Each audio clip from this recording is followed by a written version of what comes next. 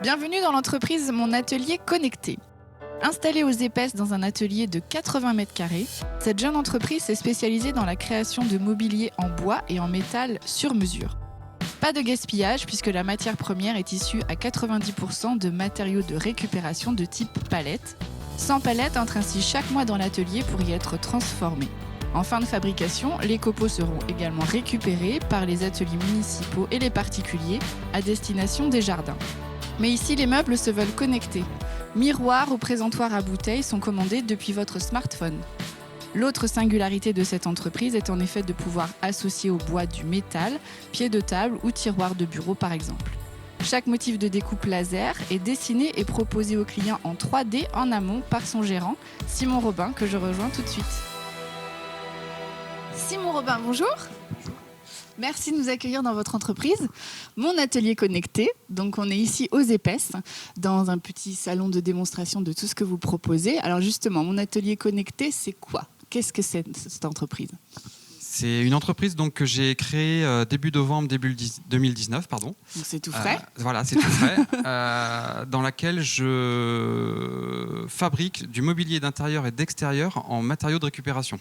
Ok. Donc je récupère métal, bois, dans lequel je façonne alors tout type, palettes, chutes de bois massif.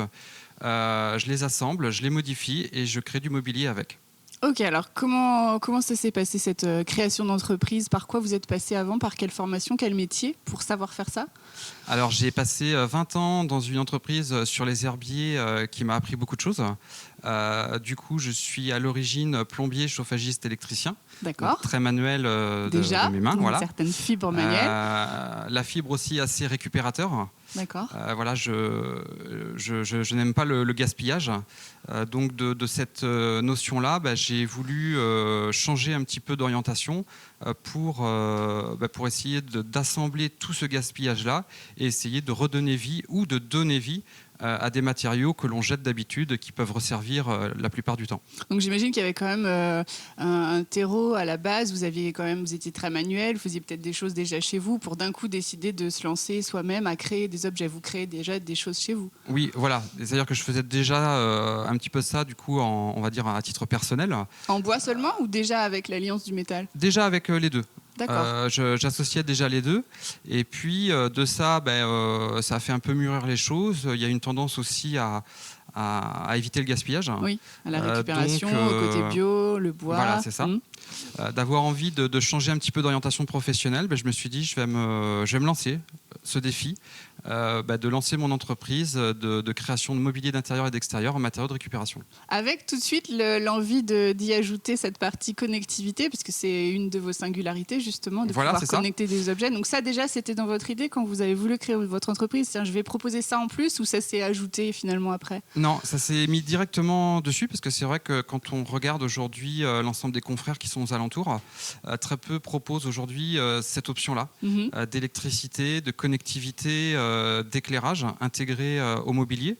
Et il y a une certaine tendance, le côté aussi high-tech qu'on peut retrouver. Donc j'essaye de marier dans tout ça cette technologie d'éclairage, de commande via smartphone, tablette, Bluetooth, Wi-Fi ou autre, pour pouvoir proposer le petit truc de plus, quoi. Donc alors pour qu'on sache un petit, on voit des choses déjà autour de nous, donc les miroirs connectés. Donc la connectivité, c'est le côté réglage, contrôle de la lumière, l'intensité et la couleur. Voilà. C'est ça. Donc qu'est-ce qu'on peut connecter d'autre?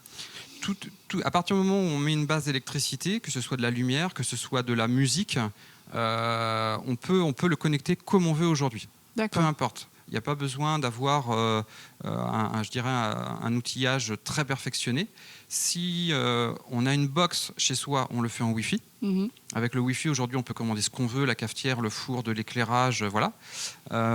Soit, si on n'a pas de box chez soi, ce qui reste quand même assez rare maintenant, on le passe en Bluetooth. Ok.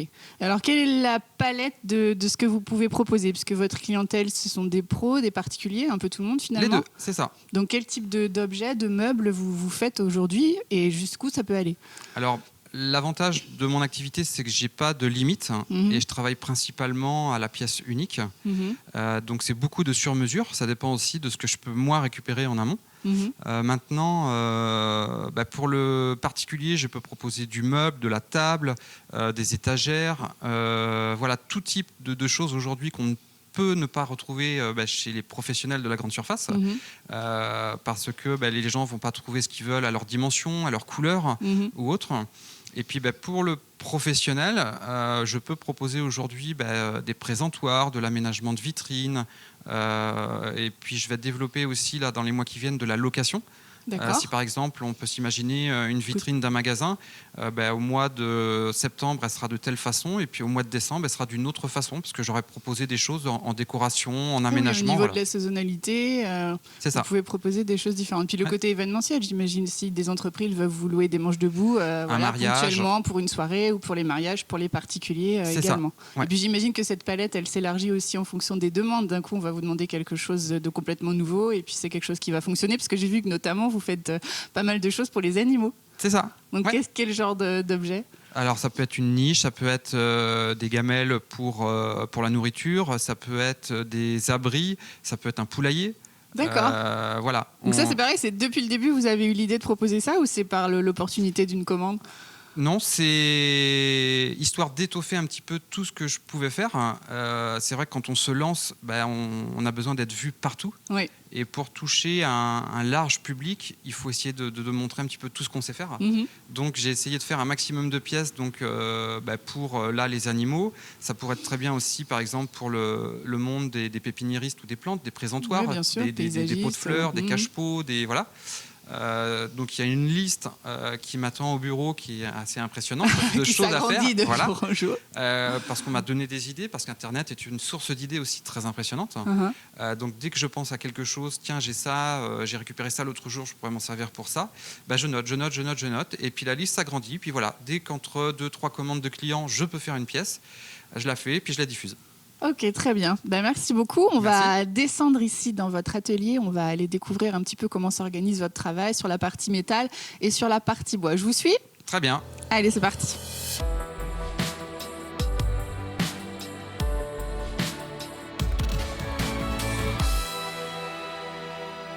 Alors, Simon, nous voilà dans l'atelier. On est juste en dessous du salon où on était tout à l'heure. Donc là, c'est vraiment l'endroit où vous travaillez. Comment c'est compartimenté alors, les différentes parties de votre atelier là ?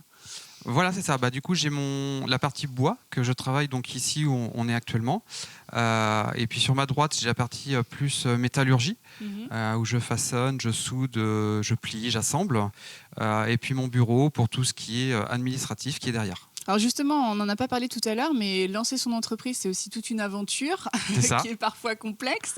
Donc comment ça s'est passé pour vous ? Est-ce que ça a été simple ? Est-ce que vous avez eu des aides ? Comment ça s'est passé ?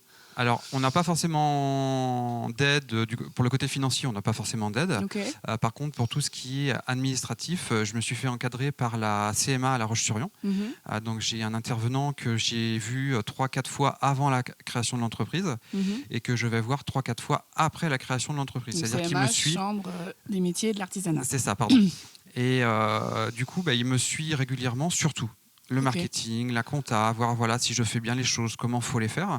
Après, eux fournissent des outils aussi de gestion. Voilà, c'est ça. Ouais. Parce que la compta restait un domaine que je ne maîtrisais pas du tout. C'est ça. Donc, il a fallu se former, apprendre comment ça fonctionnait, les TVA, toutes ces choses-là. Et puis, j'ai mon ami qui m'aide aussi beaucoup pour cette partie-là. Toute la famille s'y met. Voilà, c'est ça.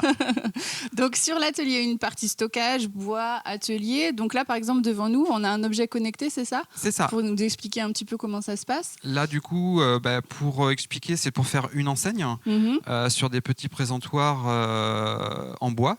Donc, dans cette enseigne-là, on peut retrouver des chevrons de bardage bois, des chutes qui partaient à la poubelle. Donc, moi, j'ai récupéré, qu'on a poncé, qu'on a recoupé. Et puis, à l'intérieur, je suis venu intégrer, du coup, un transfo avec des modules LED qui va permettre de faire une enseigne comme celle-ci.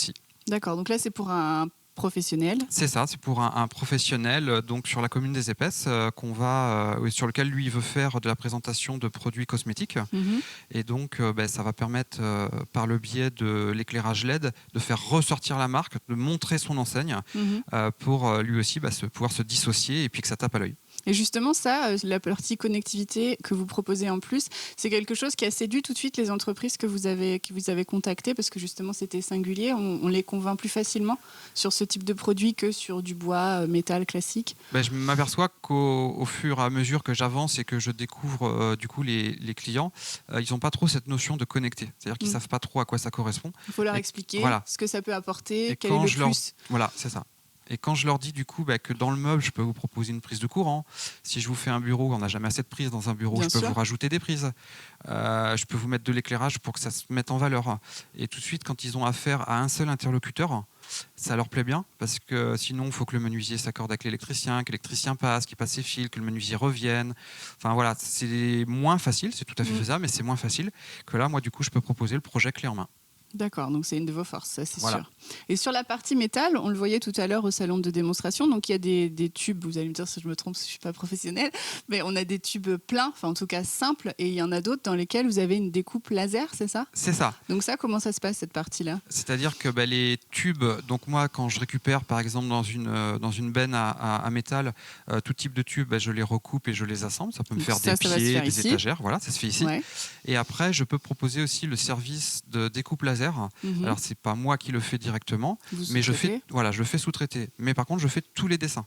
D'accord. C'est-à-dire que les dessins aujourd'hui, je les fais via le logiciel et une fois qu'il est fait, je le donne à la sous-traitance pour qu'eux puissent me le découper.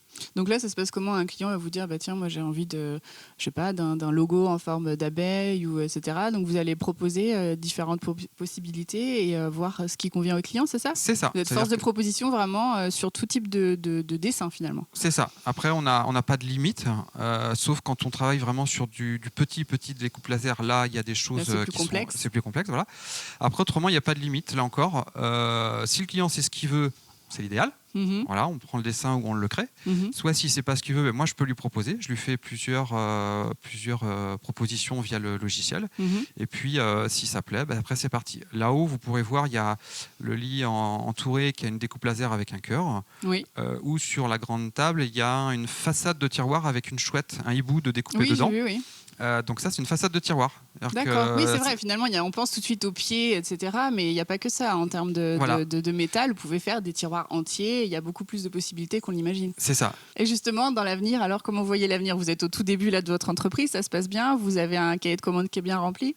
Alors, ça se passe super bien. J'ai un cahier de commandes qui est très bien rempli. Bon, il en faut d'autres. Hein. Bien sûr. Après, c'est vrai que quand on est tout seul, on est aussi... on doit tout faire. Voilà. C'est pas qu'on est vite débordé, mais le carnet de commandes peut s'allonger très très vite. Oui.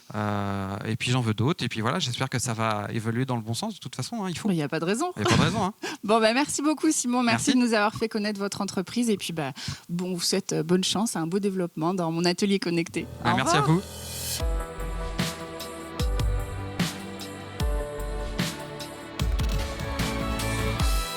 La singularité de cette entreprise a séduit le réseau professionnel local puisque le Puy du Fou et la Savonnerie des Collines sont déjà clients de Simon.